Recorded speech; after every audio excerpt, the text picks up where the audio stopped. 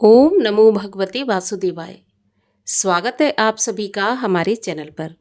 आज है बृहस्पतिवार और आज के दिन बृहस्पतिवार का व्रत करने से, कथा सुनने से सभी प्रकार की मनोकामनाएं पूर्ण होती हैं।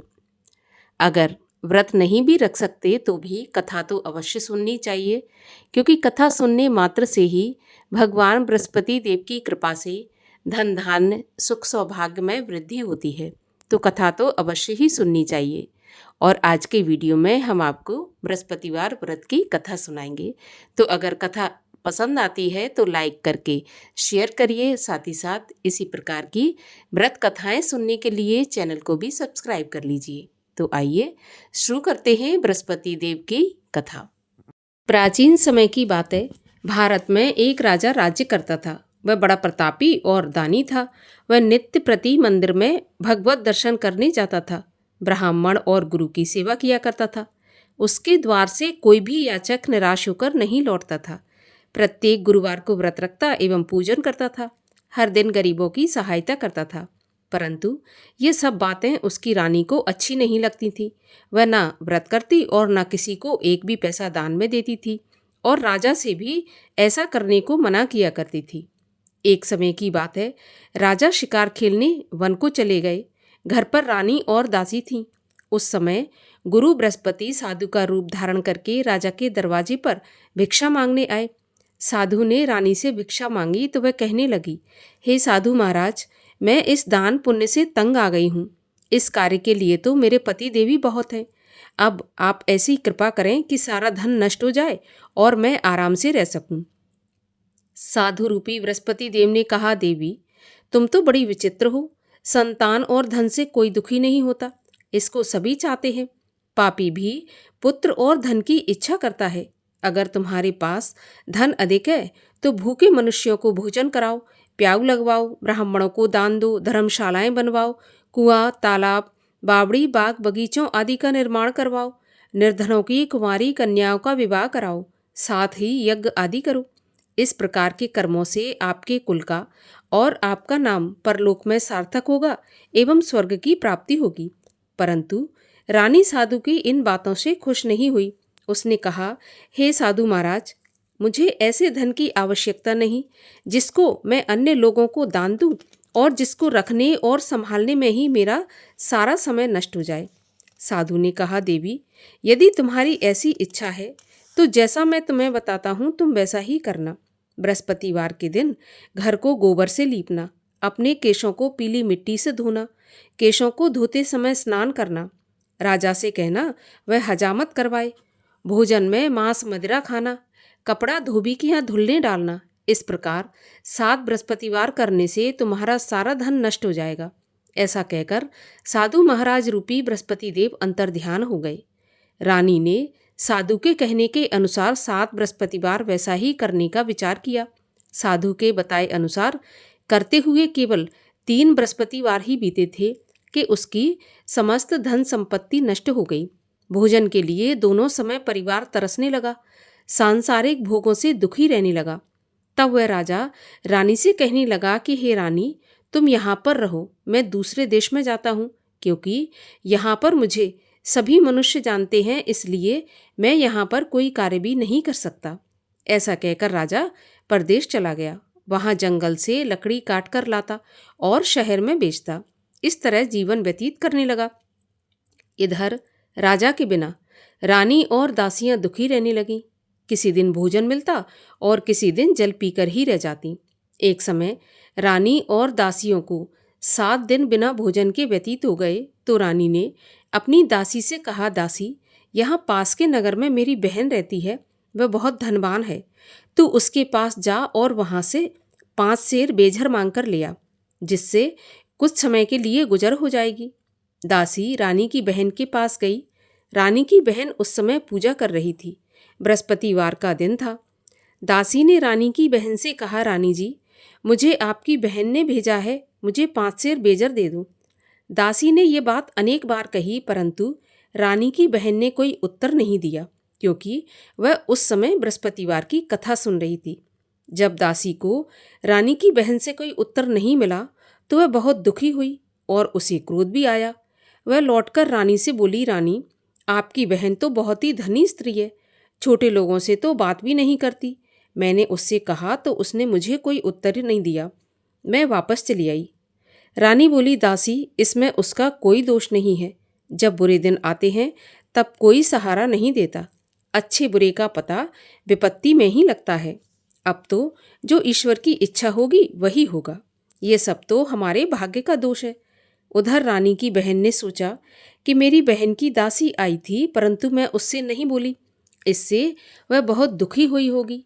कथा सुनकर विष्णु भगवान का पूजन समाप्त करके वह अपनी बहन के घर आई और कहने लगी, बहन, मैं बृहस्पतिवार का व्रत कर रही थी, तुम्हारी दासी गई, परंतु जब तक कथा होती है तब तक ना उठते हैं और ना बोलते हैं, इसलिए मैं नहीं बोली। कहो दासी, क्यों गई थी? तो रानी बोली, बहन, हमारे घर पर अनाज नहीं था।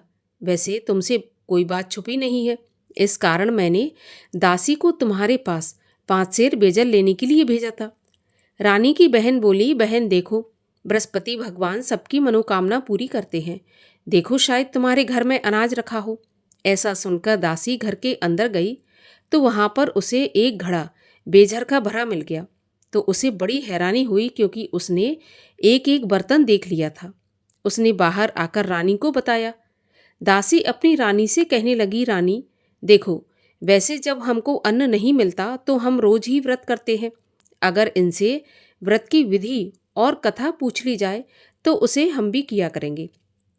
दासी के कहने पर रानी ने अपनी बहन से बृहस्पतिवार व्रत के बारे में पूछा तो उसकी बहन ने बताया, बृहस्पतिवार के व्रत में चने की दाल और मुनक्का से विष्णु भगवान का केले की जड़ में पूजन करें और दीपक जलाएं, पीला भोजन करें तथा कथा सुनें।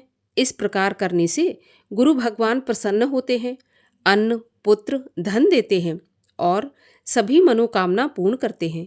व्रत और पूजन की विधि बताकर रानी की बहन अपने घर लौट आई। रानी और दासी दोनों ने निश्चय किया कि बृहस्पति देव भगवान का पूजन अवश्य करेंगे। 7 रोज के बाद जब बृहस्पतिवार आया तो उन्होंने व्रत रखा। घुड़साल में जाकर चना और गुड़ बीन लाई तथा उसकी दाल से केले की जड़ तथा विष्णु भगवान का पूजन किया। अब पीला भोजन कहाँ से आए? दोनों बड़ी दुखी हुई, परंतु उन्होंने व्रत किया था, इस कारण बृहस्पति भगवान प्रसन्न थे। एक साधारण व्यक्ति के रूप में वे 2 थालों में सुंदर पीला भोजन लेकर आए और दासी को देकर बोले, दासी, यह भोजन तुम्हारे और रानी के लिए है, तुम दोनों भोजन करना। दासी भोजन पाकर बड़ी प्रसन्न हुई और रानी से बोली, रानी जी, भोजन कर लो। रानी को भोजन आने के बारे में कुछ पता नहीं था, इसलिए वह दासी से बोली, जा तू ही भोजन कर, क्योंकि तू हमारी व्यर्थ में हंसी उड़ाती है। तो दासी बोली, एक व्यक्ति भोजन दे गया है। रानी कहने लगी, वह भोजन तेरे लिए दे गया है तो तू ही भोजन कर। दासी ने कहा, वह व्यक्ति हम दोनों के लिए 2 थालों में भोजन देकर गया है, इसलिए मैं और आप दोनों ही साथ साथ भोजन करेंगी। दोनों ने गुरु भगवान को नमस्कार करके भोजन प्रारंभ किया। उसके बाद वे प्रत्येक बृहस्पतिवार को गुरु भगवान का व्रत और पूजन करने लगी। बृहस्पति भगवान की कृपा से उनके पास धन हो गया, परंतु रानी फिर पहले की तरह से आलस करने लगी। तब दासी बोली, देखो रानी, तुम पहले भी इस प्रकार आलस करती थी, तुम्हें धन के रखने में कष्ट होता था, इस कारण सभी धन नष्ट हो गया। अब गुरु भगवान की कृपा से धन मिला है तो फिर तुम्हें आलस होता है। बड़ी मुसीबतों के बाद हमने ये धन पाया है, इसलिए हमें दान पुण्य करना चाहिए। भूखे मनुष्यों को भोजन कराओ, प्याऊ लगवाओ, ब्राह्मणों को दान दो, कुआं, तालाब, बावड़ी आदि का निर्माण करवाओ, मंदिर, पाठशाला बनवाकर दान दो, कुंवारी कन्याओं का विवाह करवाओ। धन को शुभ कार्यों में खर्च करो, जिससे तुम्हारे कुल का यश बढ़े और स्वर्ग प्राप्त हो तथा पितृ प्रसन्न हो। दासी की बात मानकर रानी इसी प्रकार के कर्म करने प्रारंभ कर दिए। उसका काफी यश फैलने लगा। एक दिन रानी और दासी आपस में विचार करने लगीं कि ना जाने राजा किस दशा में होंगे, उनकी कोई खोज खबर नहीं है।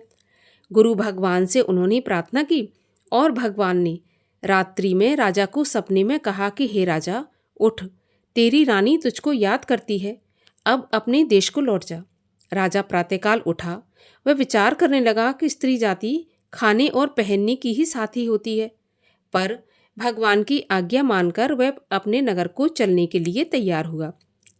जब राजा परदेश गया तो परदेश में बहुत दुखी रहने लगा था। प्रतिदिन जंगल से लकड़ी बीन कर लाता और उसे शहर में बेचकर अपने दुखी जीवन को बड़ी कठिनता से व्यतीत करता था। एक दिन राजा दुखी हो अपनी पुरानी बातों को याद करके रोने लगा। उस जंगल में बृहस्पति देव एक साधु का रूप धारण करके आए और राजा के पास आकर बोले, लकड़हारे, तुम इस सुनसान जंगल में किस चिंता में बैठे हो, मुझे बताओ। ये सुनकर राजा के नेत्रों में जल भर आया और साधु की वंदना करके बोला, प्रभु आप सब कुछ जानने वाले हैं। इतना कहकर राजा ने साधु को अपनी संपूर्ण कहानी सुना दी। महात्मा तो दयालु होते हैं। वे राजा से बोले, राजा तुम्हारी पत्नी ने बृहस्पति देव के प्रति अपराध किया था, जिसके कारण तुम्हारी ये दशा हुई। अब तुम किसी प्रकार की चिंता मत करो, भगवान तुम्हें पहले से अधिक धन देंगे। देखो, तुम्हारी पत्नी ने बृहस्पतिवार का व्रत प्रारंभ कर दिया है। अब तुम भी बृहस्पतिवार का व्रत करके चने की दाल और गुड़ जल के लोटे में डालकर केले का पूजन करो। फिर कथा कहो या सुनो, भगवान तुम्हारी सभी मनोकामनाओं को पूर्ण करेंगे। साधु को प्रसन्न देखकर राजा बोला, प्रभु मुझे लकड़ी बेचकर इतना पैसा नहीं बचता जिससे भोजन करने के उपरांत कुछ बचा सकूं। मैंने रात्रि में अपनी रानी को व्याकुल देखा है। मेरे पास कोई साधन नहीं जिससे उसका समाचार जान सकूं, और फिर मैं बृहस्पति देव की क्या कहानी कहूं, ये भी मुझको मालूम नहीं है। तो साधु ने कहा, राजा तुम किसी बात की चिंता मत करो। बृहस्पतिवार के दिन रोज की तरह लकड़ियां लेकर शहर में जाओ। तुम्हें रोज से दुगना धन प्राप्त होगा, जिससे तुम भली भांति भोजन कर लोगे और बृहस्पति देव की पूजा का सामान भी आ जाएगा। और बृहस्पतिवार की कहानी भी इस प्रकार से है। प्राचीन काल में एक बहुत ही निर्धन ब्राह्मण था। उसके कोई संतान नहीं थी। वह नित्य पूजा पाठ करता, परंतु उसकी स्त्री बहुत मलिनता के साथ रहती। वह न स्नान करती और न किसी देवता का पूजन करती। प्रातःकाल उठते ही सबसे पहले भोजन करती, बाद में कोई अन्य काम करती। ब्राह्मण देवता बहुत दुखी रहते थे। पत्नी को बहुत समझाते, परंतु उसका कोई परिणाम न निकलता। भगवान की कृपा से ब्राह्मण की स्त्री की कन्या उत्पन्न हुई। वह कन्या अपने पिता के घर में बड़ी होने लगी। वह बालिका प्रातः स्नान करके भगवान विष्णु का जप करती, बृहस्पतिवार का व्रत भी करने लगी। पूजा पाठ समाप्त करके स्कूल जाती तो अपनी मुट्ठी में जौ भर के ले जाती और पाठशाला के मार्ग में डालती जाती। वही जौ स्वर्ण के हो जाते तो लौटते समय उनको बीनकर घर ले आती। एक दिन वह बालिका सूप में उन सोने के जौ को फटक कर साफ कर रही थी। तभी उसकी माँ ने देख लिया और कहा, बेटी सोने के जौ को फटकने के लिए सोने का सूप होना चाहिए। दूसरे दिन गुरुवार था। इस कन्या ने व्रत रखा और बृहस्पति देव से प्रार्थना करके कहा कि प्रभु, यदि मैंने सच्चे मन से आपकी पूजा की हो तो मुझे सोने का सूप दे दो। बृहस्पति देव ने उसकी प्रार्थना स्वीकार कर ली। रोजाना की तरह वह कन्या जौ फैलाती हुई स्कूल चली गई। स्कूल से लौटकर जब वह जौ बीन रही थी तो बृहस्पति देव की कृपा से उसे सोने का सूप मिला। उसे वह घर ले आई और उसमें जौ साफ करने लगी, परंतु उसकी माँ का वही ढंग रहा। एक दिन की बात है, वह कन्या सोने के सूप में जौ साफ कर रही थी। उस समय उस नगर का राजकुमार वहां से होकर निकला। इस कन्या के रूप और कार्य को देखकर उस पर मोहित हो गया और राजमहल में आकर भोजन तथा जल त्याग कर उदास होकर लेट गया। जब राजा को राजकुमार द्वारा अन्न जल त्यागने का समाचार ज्ञात हुआ तो अपने मंत्रियों के साथ अपने पुत्र के पास गए और बोले, बेटा तुम्हें किस बात का कष्ट है? किसी ने अपमान किया है अथवा कोई और कारण है? मुझे बताओ, मैं वही करूँगा जिससे तुम्हें प्रसन्नता हो। तो राजकुमार ने अपने पिता की बातें सुनी तो बोला, मुझे आपकी कृपा से किसी बात का दुख नहीं है। किसी ने मेरा अपमान नहीं किया, परंतु मैं उस लड़की के साथ विवाह करना चाहता हूँ जो सोने के सूप में जौ साफ कर रही थी। यह सुनकर राजा आश्चर्य में पड़ गया और बोला, बेटा इस तरह की कन्या का पता तुम ही लगाओ, मैं उसके साथ तुम्हारा विवाह अवश्य करवा दूंगा। राजकुमार ने राजा को उस लड़की के घर का पता बताया। मंत्री उस लड़की के घर गया और राजा का आदेश ब्राह्मण को सुनाया। कुछ ही दिन के बाद ब्राह्मण की कन्या का विवाह राजकुमार के साथ संपन्न हो गया। कन्या के घर से जाते ही उस ब्राह्मण देवता के घर में पहले की भांति गरीबी का निवास हो गया। अब भोजन के लिए भी अन्न बड़ी मुश्किल से मिलता था। एक दिन दुखी होकर ब्राह्मण देवता अपनी पुत्री से मिलने गए। बेटी ने पिता की दुखी अवस्था को देखा और अपनी माँ का समाचार पूछा तो ब्राह्मण ने सारा हाल कह दिया। कन्या ने बहुत सा धन देकर अपने पिता को विदा कर दिया। इस तरह ब्राह्मण का कुछ समय सुखपूर्वक व्यतीत हो गया, लेकिन कुछ दिन के बाद फिर वही हाल हो गया। ब्राह्मण फिर अपनी कन्या के यहाँ गया और सभी हाल कहा तो पुत्री बोली, पिताजी आप माताजी को यहाँ लिवा लाओ, मैं उन्हें विधि बता दूंगी जिससे गरीबी दूर हो जाएगी। ब्राह्मण देवता अपनी स्त्री को साथ लेकर राजमहल अपनी पुत्री के पास पहुँचे तो पुत्री अपनी माँ को समझाने लगी, माँ तुम प्रातःकाल उठकर प्रथम स्नान आदि करके विष्णु भगवान का पूजन करो तो सब दरिद्रता दूर हो जाएगी। परंतु उसकी माँ ने उसकी एक भी बात नहीं मानी। वह प्रातःकाल उठकर अपनी पुत्री का बचा जूठन खा लेती थी। एक दिन उसकी पुत्री को बहुत गुस्सा आया। उसने एक रात को कोठरी से सारा सामान निकाल दिया और अपनी माँ को उसमें बंद कर दिया। प्रातःकाल उसमें से उसे निकाला और स्नान आदि करा के पूजा पाठ करवाया तो उसकी माँ की बुद्धि ठीक हो गई। इसके बाद वह नियम से पूजा पाठ करती और प्रत्येक बृहस्पतिवार को व्रत भी रखने लगी। इस व्रत के प्रभाव से उसकी माँ भी बहुत धनवान तथा पुत्रवती हो गई और बृहस्पति देवता के प्रभाव से स्वर्ग को गई।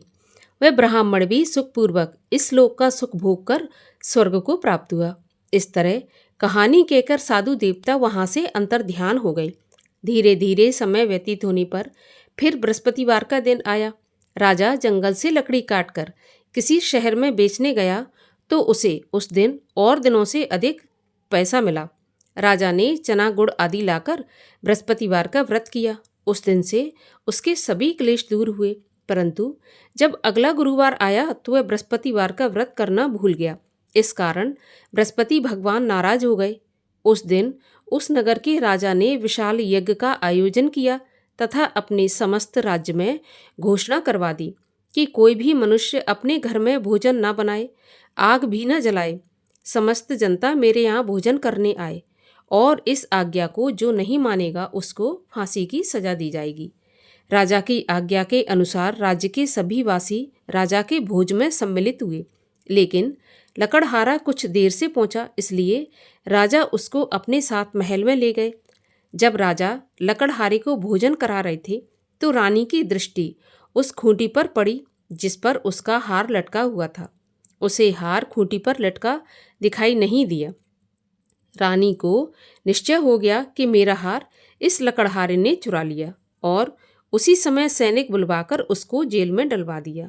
जब लकड़हारा जेल खाने में गया तो बहुत दुखी होकर विचार करने लगा कि न जाने कौन से पूर्व जन्म के कर्म से मुझे यह दुख प्राप्त हुआ है, और उसी साधु को याद करने लगा जो कि जंगल में मिला था। उसी समय तत्काल बृहस्पति देव साधु के रूप में प्रकट हो गए और उसकी दशा को देखकर कहने लगे, अरे मूर्ख, तूने बृहस्पति देवता की कथा नहीं की, इसी कारण तुझे दुख प्राप्त हुआ है।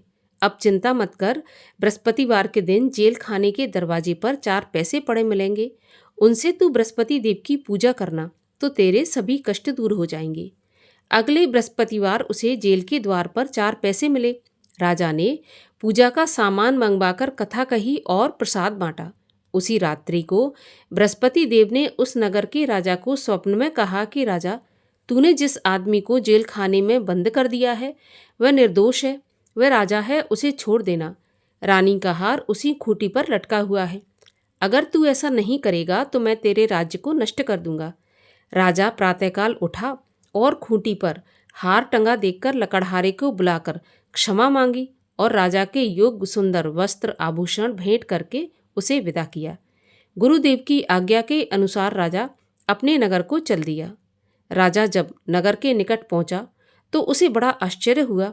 नगर में पहले से अधिक बाग, तालाब, कुएं तथा बहुत सी धर्मशालाएं, मंदिर आदि बने हुए थे।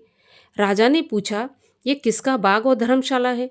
तब नगर के सब लोग कहने लगे कि ये सब रानी और दासी ने बनवाए हैं। तो राजा को आश्चर्य हुआ और गुस्सा भी आया। जब रानी ने यह खबर सुनी कि राजा आ रहे हैं, तो उसने अपनी दासी से कहा कि दासी, देख राजा हमको कितनी बुरी हालत में छोड़ गए थे। हमारी ऐसी हालत देखकर वह लौट न जाए, इसलिए तू दरवाजे पर खड़ी हो जा। रानी की आज्ञा के अनुसार दासी दरवाजे पर खड़ी हो गई। जब राजा आए तो उन्हें अपने साथ महल में लिवा लाई। तब राजा ने क्रोध करके अपनी तलवार निकाली और पूछने लगा, बताओ यह धन तुम्हें कैसे प्राप्त हुआ है? तब रानी ने बताया, हमें यह सब धन बृहस्पति देव के व्रत के प्रभाव से प्राप्त हुआ है। राजा ने निश्चय किया, 7 रोज बाद तो सभी बृहस्पति देव का पूजन करते हैं, परंतु मैं रोजाना दिन में 3 बार कथा कहा करूँगा और रोज व्रत किया करूँगा। अब हर समय राजा के दुपट्टे में चने की दाल बंधी रहती और दिन में 3 बार कथा कहता। एक दिन राजा ने विचार किया कि चलो अपनी बहन के यहाँ हो आऊँ। इस तरह निश्चय कर राजा घोड़े पर सवार हो अपनी बहन के यहाँ चल दिया। मार्ग में उसने देखा कि कुछ आदमी एक मुर्दे को लिए जा रहे हैं।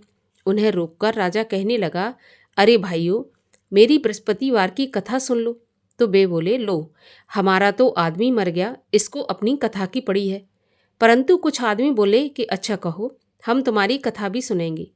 राजा ने दाल निकाली और कथा कहनी शुरू कर दी।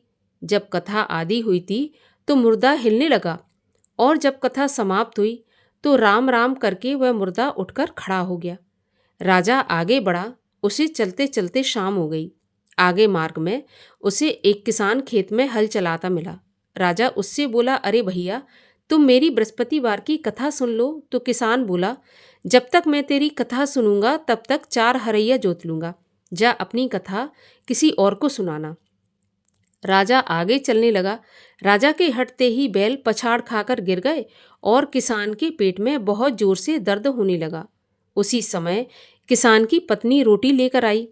उसने जब यह देखा तो अपने पुत्र से सब हाल पूछा और बेटे ने सभी हाल बता दिया। तो बुढ़िया दौड़ी दौड़ी उस घुड़सवार के पास गई और उससे बोली, मैं तेरी कथा सुनूंगी, तू अपनी कथा मेरे खेत पर चलकर ही कहना। राजा ने लौटकर बुढ़िया के खेत पर जाकर कथा कही, जिसके सुनते ही बैल उठकर खड़े हो गए तथा किसान के पेट का दर्द भी बंद हो गया। राजा अपनी बहन के घर पहुंच गया। बहन ने भाई की खूब मेहमानी की। दूसरे रोज प्रातःकाल राजा जगा तो वह देखने लगा कि सब लोग भोजन कर रहे हैं। राजा ने अपनी बहन से पूछा, ऐसा कोई मनुष्य है जिसने भोजन नहीं किया हो, जो मेरी बृहस्पतिवार की कथा सुन ले? तो बहन बोली, भैया, यह देश ऐसा ही है। पहले यहाँ के लोग भोजन करते हैं, बाद में अन्य काम करते हैं। अगर पड़ोस में कोई हो तो मैं देख कर आती हूँ। ऐसा कहकर बहन देखने चली गई, परंतु उसे कोई ऐसा व्यक्ति नहीं मिला जिसने भोजन नहीं किया हो। अतः वह एक कुम्हार के घर गई जिसका लड़का बीमार था। उसे मालूम हुआ कि उनके यहाँ 3 रोज से किसी ने भोजन नहीं किया। तो रानी ने अपने भाई की कथा सुनने के लिए कुम्हार से कहा और वह कुम्हार तैयार हो गया। राजा ने जाकर बृहस्पतिवार की कथा कही, जिसको सुनकर उसका लड़का ठीक हो गया। अब तो राजा की प्रशंसा होने लगी। एक दिन राजा ने अपनी बहन से कहा कि बहन, हम अपने घर को जाएंगे, तुम भी तैयार हो जाओ। तो राजा की बहन ने अपनी सास से अपने भाई के साथ जाने की आज्ञा मांगी। तो सास बोली कि चली जा, परंतु अपने लड़कों को मत ले जाना, क्योंकि तेरे भाई के तो कोई संतान नहीं है। बहन ने अपने भाई से कहा, भैया, मैं तो चलूंगी पर कोई बालक नहीं जाएगा। राजा ने कहा, जब कोई बालक नहीं चलेगा तो तुम क्या करोगी? बड़े दुखी मन से राजा अपने नगर को लौट आया। राजा ने अपनी रानी से कहा, हम निर्वंशी राजा हैं, हमारा मुंह देखने का भी धर्म नहीं है, और बिना भोजन आदि किए शैया पर लेट गया। रानी बोली, हे प्रभु, बृहस्पति देव ने हमें सब कुछ दिया है, वे हमें संतान भी अवश्य देंगे। उसी रात को बृहस्पति देव ने राजा को स्वप्न में कहा, राजा उठ, सभी सोच त्याग दे, तेरी रानी गर्भवती है। राजा को यह जानकर बड़ी खुशी हुई और 9वें महीने रानी के गर्भ से एक सुंदर पुत्र पैदा हुआ। तब राजा बोला, हे रानी, स्त्री बिना भोजन के रह सकती है, परंतु बिना कहे नहीं रह सकती। जब मेरी बहन आए तो तुम उससे कुछ कहना मत। तो रानी ने सुनकर हाँ कर दी। जब राजा की बहन ने यह शुभ समाचार सुना तो बहुत खुश हुई और बधाई लेकर अपने भाई के यहाँ आई। तभी रानी ने कहा, घोड़ा चढ़ाकर नहीं आई, गधा चढ़ी आई। तो राजा की बहन बोली, भाभी, मैं इस प्रकार ना कहती तो तुम्हें औलाद कैसे मिलती। बृहस्पति देव ऐसे ही है, जैसी जिसके मन में कामना है सभी को पूर्ण करते हैं। जो सद्भावना पूर्वक बृहस्पतिवार का व्रत करता है एवं कथा पढ़ता है अथवा सुनता है और दूसरों को सुनाता है, बृहस्पति देव उसकी सभी मनोकामना पूर्ण करते हैं। बृहस्पति देव उनकी सदैव रक्षा करते हैं। जो संसार में सद्भावना से गुरुदेव का पूजन एवं व्रत सच्चे हृदय से करते हैं, उनकी सभी मनोकामनाएं पूरी होती हैं। जैसी सच्ची भावना से रानी और राजा ने बृहस्पति देव की कथा का गुणगान किया तो उनकी सभी इच्छाएं बृहस्पति देव ने पूर्ण की थी। इसलिए सबको कथा सुनने के बाद प्रसाद लेकर जाना चाहिए और हृदय से उनका मनन करते हुए जयकारा बोलना चाहिए। बोलिए बृहस्पति भगवान की जय। और आइए अब करें बृहस्पति देव की आरती। ओम जय बृहस्पति देवा, स्वामी जय बृहस्पति देवा। छिन्न छिन्न भोग लगाऊं, कदली फल मेवा। ओम जय बृहस्पति देवा। तुम पूर्ण परमात्मा, तुम अंतर्यामी, जगत पिता जगदीश्वर, तुम सबके स्वामी। ओम जय बृहस्पति देवा। चरणामृत निज निर्मल, सब पातक हरता, सकल मनोरथ दायक, कृपा करो भरता। ओम जय बृहस्पति देवा। तन मन धन अर्पण कर, जो जन शरण पड़े, प्रभु प्रकट तब होकर, आकर द्वार खड़े। ओम जय बृहस्पति देवा। दीन दयाल दयानिधि, भक्तन हितकारी, पाप दोष सब हरता, भव बंधन हारी। ओम जय बृहस्पति देवा।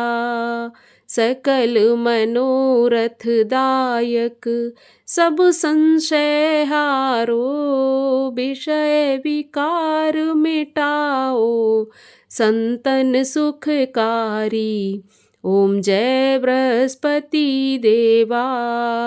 जो कोई आरती प्रभु की, प्रेम सहित गावे, जेठानंद आनंद कर, सो निश्चय पावे।